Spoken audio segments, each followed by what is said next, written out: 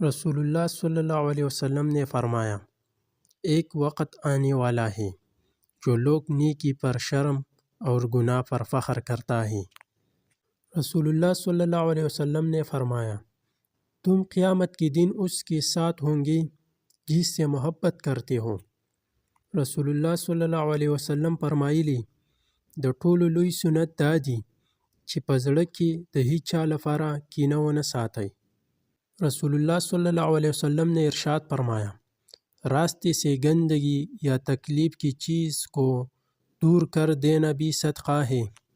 نبی کریم صلی اللہ علیہ وسلم نے فرمایا، حیا کی 10 قسمیں ہیں، 9 حصے عورتوں میں ہیں اور 1 حصہ مردوں میں۔ رسول اللہ صلی اللہ علیہ وسلم نے ارشاد فرمایا، ہر بیماری کا علاج موجود ہے۔ رسول اللہ صلی اللہ علیہ وسلم نے فرمایا، رحم کرنے والوں پر رحم بھی رحم فرماتا ہے۔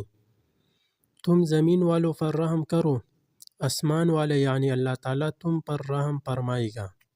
نبی کریم صلی اللہ علیہ وسلم نے فرمایا، الصلاۃ النور، نماز روشنی ہے۔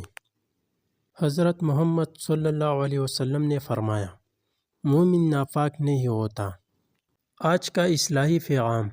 رسول اللہ صلی اللہ علیہ وسلم نے فرمایا، ایک زمانہ ایسا آئے گا کہ لوگ مسجد میں حلقے لگا کر دنیاوی باتیں کریں گے۔ تم کو چاہیے کہ ان لوگوں کے پاس بالکل نہ بیٹھو، اللہ کو ان لوگوں سے کوئی واسطہ نہیں۔ نبی کریم صلی اللہ علیہ وآلہ وسلم ارشاد مبارک دے، و استازو کې بهترین کس هغه دی چې قرآن زده کړي او نورو ته یې وښایي. نو موږ ته پکار دي چې قرآن زده کړو او نورو ته یې وښایو.